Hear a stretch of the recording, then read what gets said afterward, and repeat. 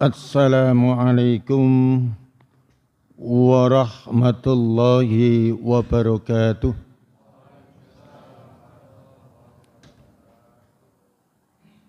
Innal hamdalillah alladzi ja'alana syahru Ramadan syahrun ja'alallahu siyamahu faridatan wa qiyamahu tatawwuan. Ashhadu an la ilaha illallah wahdahu la syarikalah wa ashhadu anna Muhammadan abduhu wa rasuluh la nabiyya ba'da. Allahumma salli wa sallim wa barik ala nabiyyina Muhammadin sallallahu alaihi wasallam wa ala alihi wa ashabihi wa man tabi'ahum bi ihsan ila yaumiddin. Qala Allah ta'ala fil Qur'anil Karim, a'udzu billahi minasy syaithanir rajim. Wa ma umiru illa liya'budullaha mukhlishina lahuddin hunafa'a wa yuqimus sholata wa yu'tuz zakata wa dzalika dinul qayyimah.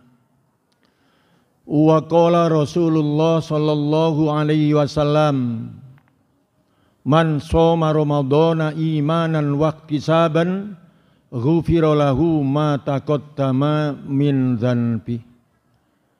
Wa qala wa man qoma ramadhana imanan wa ihtisaban ghufira lahu ma taqaddama min dzanbi. Ma'asyiral muslimin, sidang jamaah sholat isya dan dilanjutkan dengan sholat qiyamul Ramadan yang dirahmati Allah subhanahu wa ta'ala. Alhamdulillahirabbil alamin. Puji syukur kita semata-mata kehadirat Allah subhanahu wa ta'ala. Kita di dalam bulan Ramadan, di tengah-tengah bulan Ramadan, kita penuh dengan kenikmatan.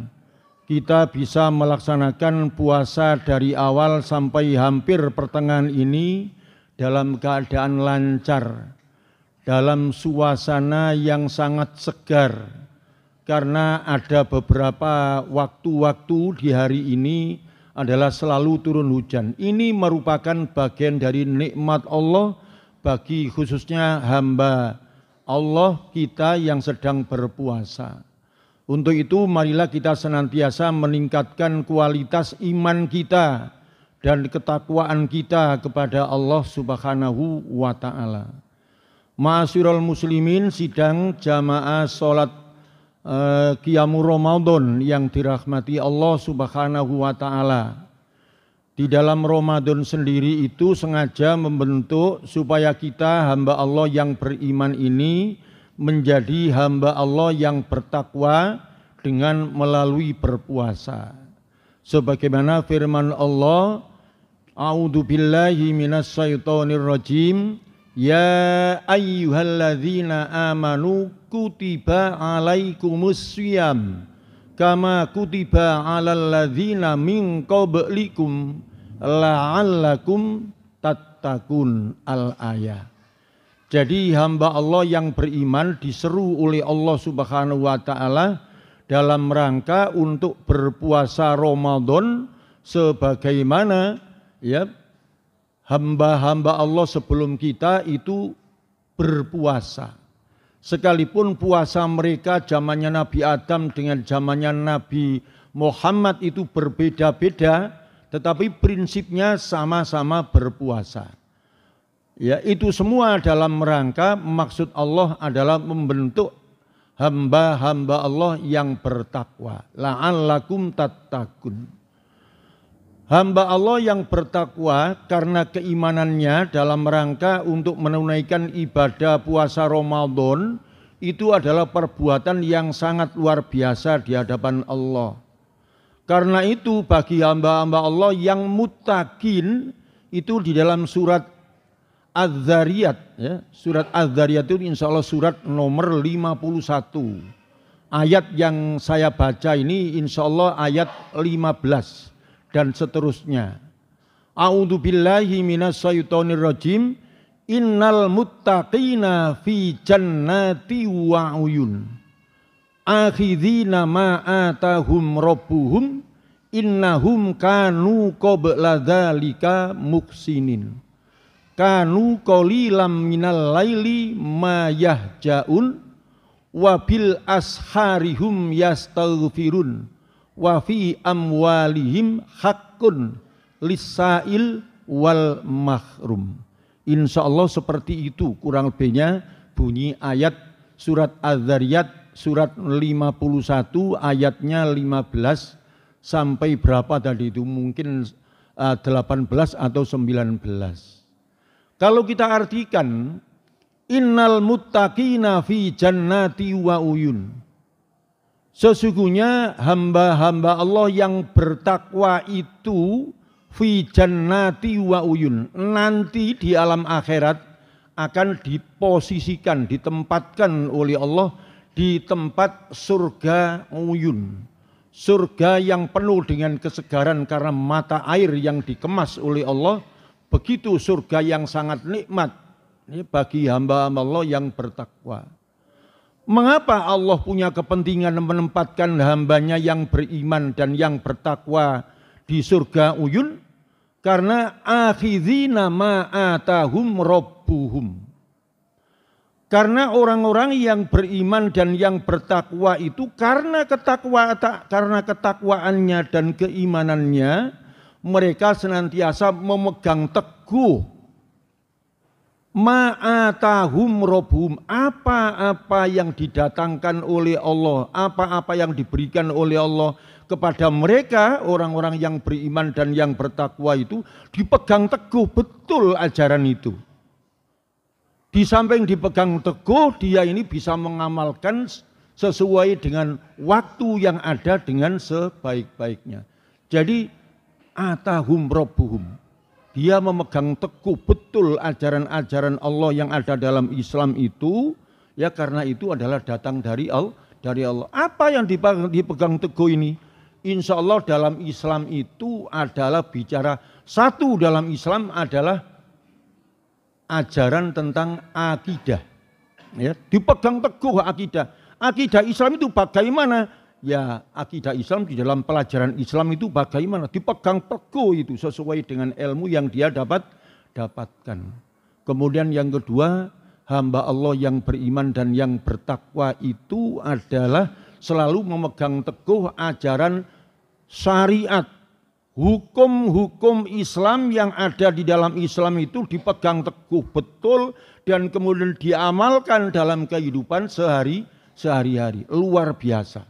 Dia tidak main-main. Jangan sampai ada satu pun di antaranya syariat-syariat Allah yang diberikan kepada mereka itu, mereka memegang teguh dan mengamalkannya dengan sebaik-baiknya. All out. Kemudian yang ketiga, orang-orang yang beriman dan yang bertakwa itu semata-mata memegang teguh terhadap ajaran Allah yang namanya muamalah. Ya. Aturan hubungan antara manusia satu dengan yang lain itu diajarkan di dalam Islam. Dan itu dipegang betul ya oleh orang-orang yang beriman dan yang bertakwa. Akhirnya apa? Hamba Allah yang seperti itu bisa melaksanakan tugas-tugas kemanusiaan dengan sebaik-baiknya. Karena apa? Ada pelajaran muamalah. Yang keempat, yaitu pelajaran tentang akhlakul karimah. Ya. Di dalam Islam mengajarkan akhlakul karimah, terutama yang banyak dipandekani, dibimbing oleh Rasulullah Shallallahu Alaihi Wasallam. Ya, sehingga hamba Allah yang beriman dan yang bertakwa memegang teguh ajaran itu, dia bisa melahirkan, merepresentasikan dalam kehidupan sehari-hari sebagai sosok hamba Allah yang betul-betul akhlakul karimah yang ditampilkan. Untuk itu sangat tepat sekali ma'asyiral muslimin kalau kita lihat di dalam surat Al-Baqarah ayat 208. A'udzu billahi minasyaitonir rajim. Ya ayyuhalladzina amanu udkhulu fis-silmi ka'afah wa la tattabi'u khutuwatis syaiton.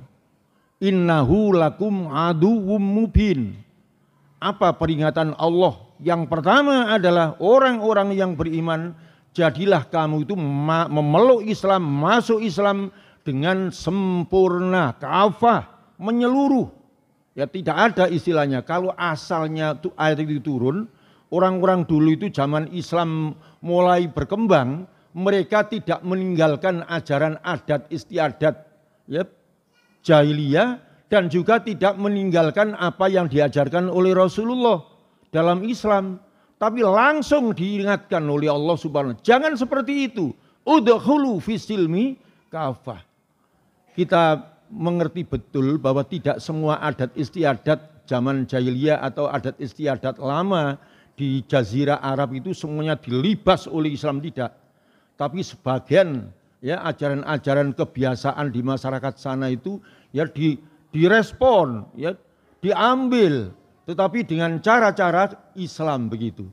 Tapi tidak semuanya, tapi sebagian dari ajaran-ajaran adat istiadat itu adalah ditinggalkan. Karena apa? Itu tidak Islami, tidak sesuai dengan ajaran yang ada di dalam Islam. Seperti itu. Ya. Makanya akhirnya masuklah kalian dalam Islam dengan menyeluruh. Yang kedua, peringatan saya, kalian jangan terperangkap kepada jejak langkah setan. Kira-kira setan itu memperangkapkan apa ya? Banyak perangkapnya. Kalau kita berpuasa itu melaksanakan puasa apa saja, kemudian kita sholat, ibadah dan sebagainya itu, kira-kira apa yang diperangkapkan? Yang perlu kita pahami, sepanjang amal perbuatan kita dalam Islam itu yang tidak cocok dengan ajaran sesuai dengan SOP yang ada, maka itu adalah sesuatu yang harus kita pertanyakan. Yang benar itu amalan masyarakat, atau itu syariat yang membenarkan kita di dalam mengamalkan satu ajaran, begitu. Ya. Kita insya Allah termasuk sudah sering melaksanakan di sini ini begitu. Ya. Coba seperti sholat itu SOP-nya bagaimana? Coba kita lihat, kalau kita di warga Muhammadiyah adalah kita punya HPT jilid 3. Coba kita lihat dari awal sampai terakhir itu ada 20 kesimpulan.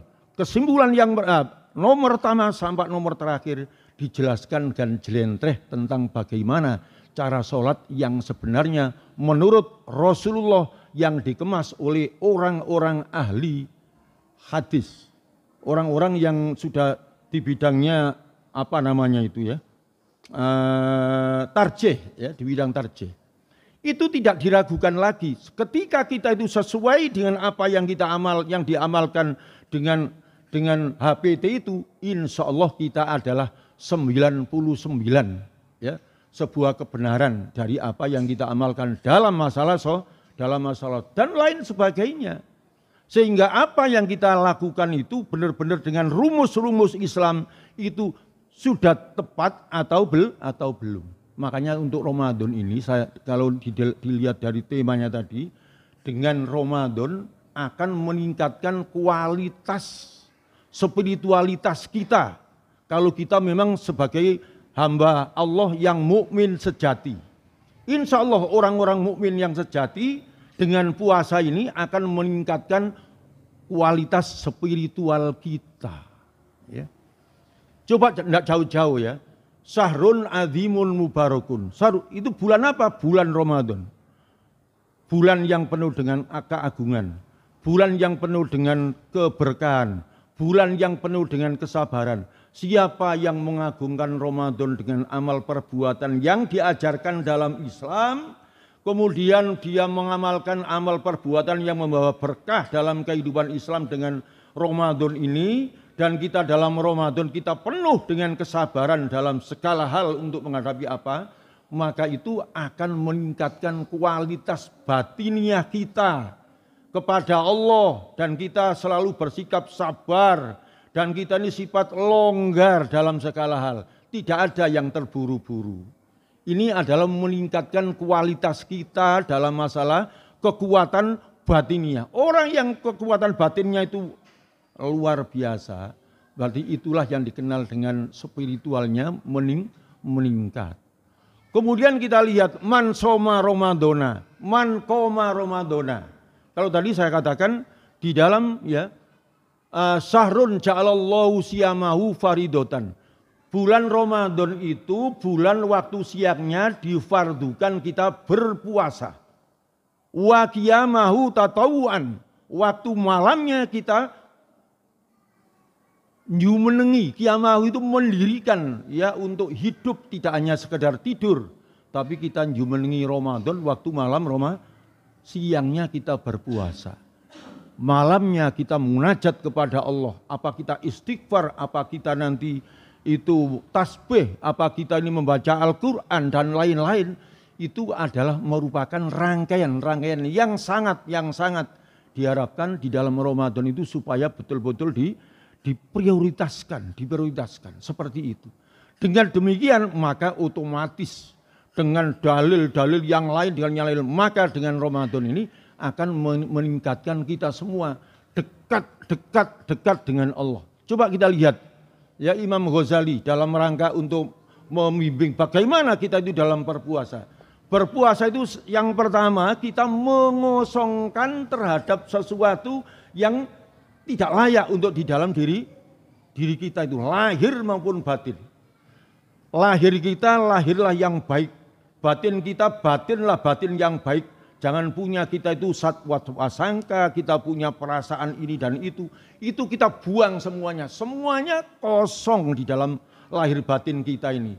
Kekosongan ini kemudian diisi dengan adanya satu amal perbuatan yang soleh, yang baik-baik. Jiwa lahir batin yang kosong kemudian diisi dengan kebaikan-kebaikan sebagai bagian dari amal soleh, maka itu cepat reaksinya. Dibandingkan dengan lahir batin yang penuh dengan dosa dan noda. Sulit untuk dimasuki dengan kebaikan-kebaikan. Orang berdoa itu mungkin meleset saja. Tapi ketika orang itu betul-betul jernih lahir batinnya karena puasa, kemudian kita lakukan untuk berbuat di dalam Ramadan yang ada ini, maka kesatuan kita kepada Allah itu adalah sangat dekat sekali. Makanya ada istilah taholi, istilah itu mengosongkan diri, kemudian tahali kita isi dengan sebuah kebaikan, kemudian tajalli. Tajalli itu bersatunya antaranya lahir batin manusia di hadapan Allah dalam rangka untuk munajat beribadah seperti apa yang diajarkan di dalam Islam. Fisil mikafah, kita kerjakan dengan baik. Sholat kita baik, ya puasa kita baik, takjil kita baik dan lain sebagainya. Maka hamba-hamba Allah yang seperti ini, apa yang kita kecewakan dalam Ramadan, sangat kita berbahagia. Dan Allah menjamin, kata Rasulullah SAW, akan diampunkan dosanya orang itu, ya karena termasuk siangnya kita berpuasa Ramadan, dan kita malamnya kita tirakat untuk bulan Ramadan. Oleh karena itu para hadirin sidang jamaah Isya yang dirahmati Allah Subhanahu wa taala, kita teruskan sampai Ramadan terakhir nanti, terutama 10 yang terakhir, apa yang dikerjakan oleh Rasulullah dan para keluarga dan sahabatnya. 1, Rasulullah mengencangkan ikat pinggang, menata pakaian dengan baik. 10 yang terakhir itu malam 21, 22, 23, sampai malam yang terakhir kapan Ramadan itu selesai, itu Rasulullah melaksanakan penuh, tidak ada istilahnya selikur. Ya kita main, rolikur prei, telulikur main, patlikur prei, tidak ada. Semua Rasulullah tancap gas untuk beribadah kepada Allah waktu malam hari, yaitu selama 10 hari yang terakhir. Yang kedua, wa aigodo ahlahu. Membangunkan keluarganya, istri dan anak-anaknya dibangunkan oleh Rasulullah. Ya. Apakah kita seperti itu? Itulah contoh Rasulullah SAW. Kemudian yang ketiga, wa aikodo ahlahu. Rasulullah dalam waktu membangunkan itu adalah bersama-sama untuk munajat kepada Allah, menghidupkan malam di 10 Ramadan yang terakhir. Di dalamnya ada Lailatul Qadar. Kapan Lailatul Qadar? Tidak usah kita tanya kapan. Setiap hari kita laksanakan itu dengan baik. Insya Allah mesti kita akan dapat. Ma'asyiral muslimin sidang sholat Isya rahimahullah, mudah-mudahan apa yang kami sampaikan ini bahwa mudah-mudahan kita ini betul-betul spiritual kita naik spiritual kita. Kalau orang spiritualnya naik, maka dengan Allah akan dekat, maka disitulah akan terjadi satu dekatnya seorang hamba kepada Allah Subhanahu wa taala. Aqulu qouli hadza wastaghfiru innahu huwal ghafurur rahim. Assalamualaikum warahmatullahi wabarakatuh.